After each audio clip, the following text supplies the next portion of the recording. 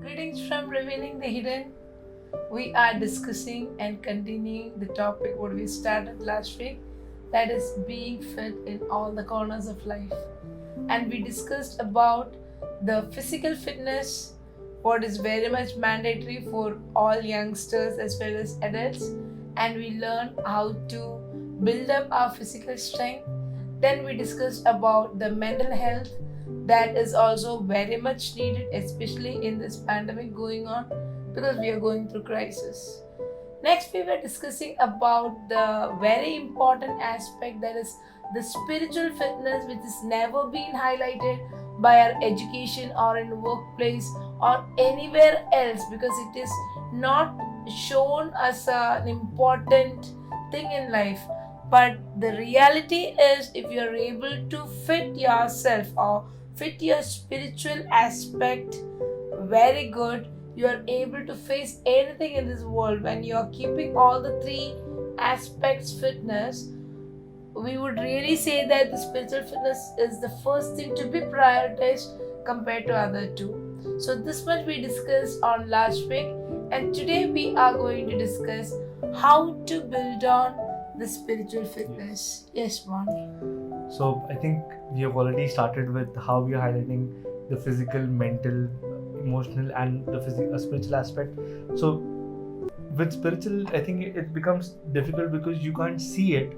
You can't see it like how you can measure, your weight, or you can measure your waistline, or you can measure the calories that you put in, or you can, it's not that kind of quantitative, but it's qualitative in the sense that you are able to measure your spiritual life in the crisis that happens in your life. Right. I'm going to speak a lot of C's in this, because what happens with me is I'll talk about my personal way of how you look at spirituality. For me, spirituality is the unseen. Right. As simple as that. If it is seen, then I don't think it will be in the spiritual realm. And when we're talking about spiritual realm and we're talking about being spiritually strong, there are aspects where we need to understand that just one aspect, or like for example praying, or one aspect of doing good, or the other aspect of charity, just one of them will help. But it's just like it's like if you look at it from the physical level, just by lifting up weights you don't become strong, or just by doing ab exercises you won't build muscles all around your body. Same way, spiritually also you have different areas. Right. Okay, and those areas are in a way where, or I would say not just areas, I would say aspects, wherein you have one that is above you and one that is below you or around you. So the way how I look at it is, I have a creator that is above me and have a creation that is around me. So for me, spiritually will mean my relationship between my creator and between the creation. So it's like if I am not able to relate well with my creator, that my God, then there is a gap. And if I'm not able to relate with the people around me, again there's a gap, which means my spiritually I'm not strong enough. So spirituality helps in the way I will relate to my creator and the creation, because I am also a creation. So the way how I see it is, spirituality is that cord, I would call it, which joins both my creator and the creation. So loving God, loving people is what I would define as spirituality. Very nicely said that. What is spirituality? And one thing I learned is, if you are spiritually fit, you are able to have the next concept, that is self-control. Yes. So once you attain the concept of self-control, you will not ventilate all your emotions and there won't be any kind of outburst. That is, if I'm angry, I won't burst out. I won't show tantrums, or I may not cry, means out of my limitations. Or this way the self-control is well defined if I'm spiritually fit. If that is mainly with the mental or emotional discipline, if I'm able to train myself to attain the concept of self-control, 100% I can control my body. Yes. It is like From the top stairs, I look down. If I'm able to control my spirituality, I'm able to manage my emotions as well as my body. So it will not go. Even when I look at a person, my spirit says what to look, what not to look. Yes. When I speak to a person, my spirit tells me what to speak, what not to speak. So this way, the spiritual discipline makes a person much better than what a physical person can do. A physical training helps you to increase your muscles or be in shape, what the society speaks, whereas spiritual training is much beyond, where you're able to manage all the three levels. And keeping yourself fit like this, you're able to be a better human being in this world, whereas you're doing good to others. Correct. And this should come actually from the home itself, and from the home it goes to the peer group around us and to the society where you go in. Only can you explain how we can help ourselves to be spiritually fit? Before going there, I want to re-highlight or revisit the point that you made and just call it out, because when we start attaining a spiritual authority, that's the way I would want to put it, is because for me it's not physical, emotional, mental and spiritual. It's the other way around. It's physical, emotional, mental and then spiritual. So the spiritual is like the third and the highest state, where it's not that it is unattainable, it's just that it's not highlighted enough for people to actually go and actually try to achieve it or aspire to reach, because many people get settled and then therefore stuck at the physical level, and very few even try to look up and reach the emotional and the mental state. But there is a higher ground that, in fact, I wouldn't even call it ground because it's not ground anymore, but that higher atmosphere is how I would like to term it, is which gives you full control over the other two. Right. And that which is what you call beautifully is physical temptations or urges or emotional outbursts. It's not that it won't happen, but you will have full control over it. You will have choices that you can choose how to react, and it gives you that kind of power which you will not get in any other gym. It is something that you develop not just at home, but every single time, not just when you sleep, but also when you wake up. And it's like a gym that you're moving around with. It's like a training ground with all situations coming up to you. At the same time, from temptations to trials to triumphs to all the other stuff that goes on in your life, you are able to command authority. And that power is beautiful. The problem is not many people have it, and those who do are not looked up as being able to help other people come to that level. So now coming back to that question, how does one come to that level? I have 5 points, and these are my personal points, and one can choose or beg, borrow, or build up on it. But it goes like this. The first is courage. And I know spiritually thinking of courage would be weird, but then the Bible says be courageous. And for me, that word comes from the Bible, that the one who's saying it is my creator. I told you I'm going to use a lot of C's, so all the 5 points starts from C. The first is my creator tells me to be courageous. So courageous not just physically, courageous not just mentally, but courageous spiritually, because I am going to have spiritual battles. So one big plus that we all need to be spiritually fit is because we have spiritual battles to win. Second is confidence. Why confidence is important is because in spiritual battles, only one person is going to be a victor. Only one person is going to get victory. But we have to fight from victory. We don't have to fight for victory. So that confidence that I'm already victorious, that helps me to spiritually grow. The third is community, because without community, it's very difficult to fight a lonely battle. You cannot always be the Robin Hood in the spiritual matters. You may be good for a while, but you'll always need community. You'll always need support.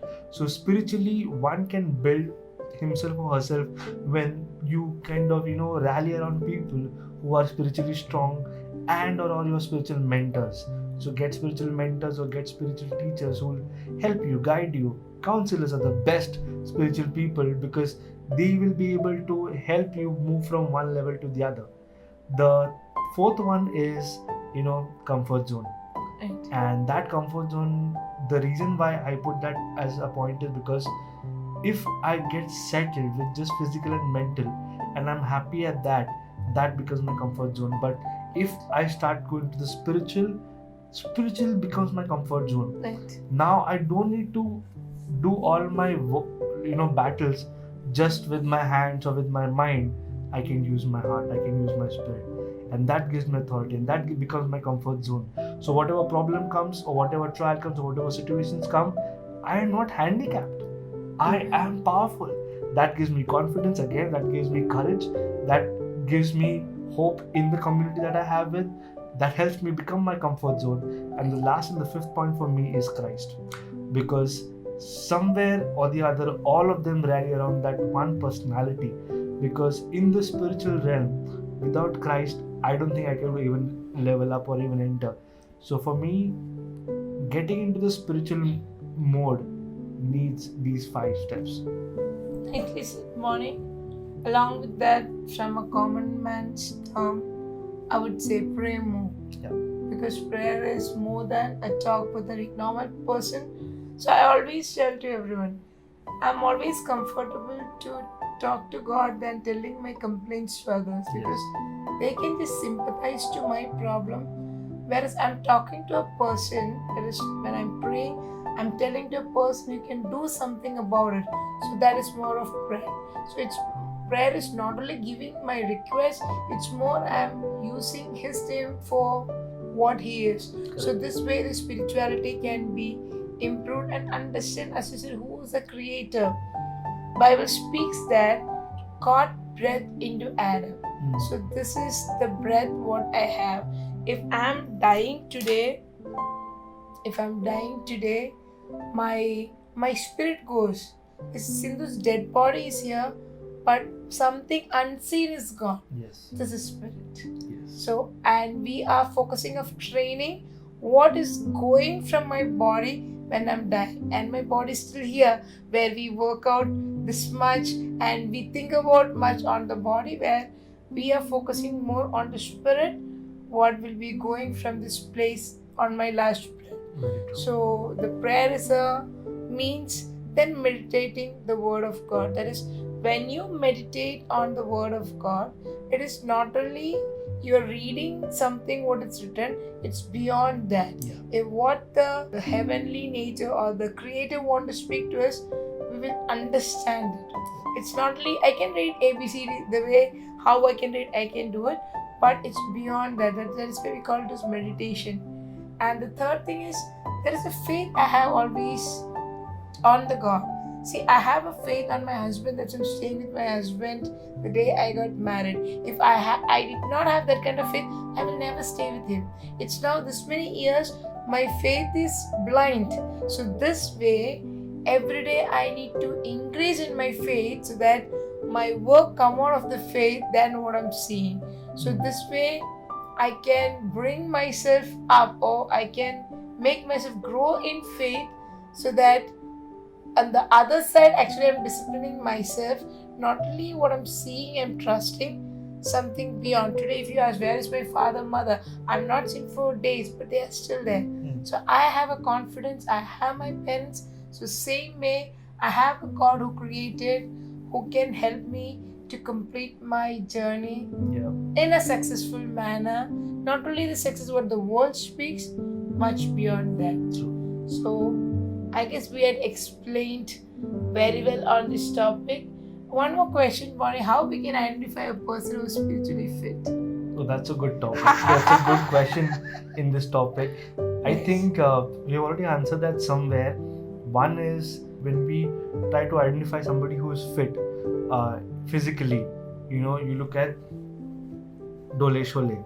Okay, somebody who's mental, you'll always look at mentally or emotionally. You always look at somebody who's had a lot of financial wealth or those kind of things.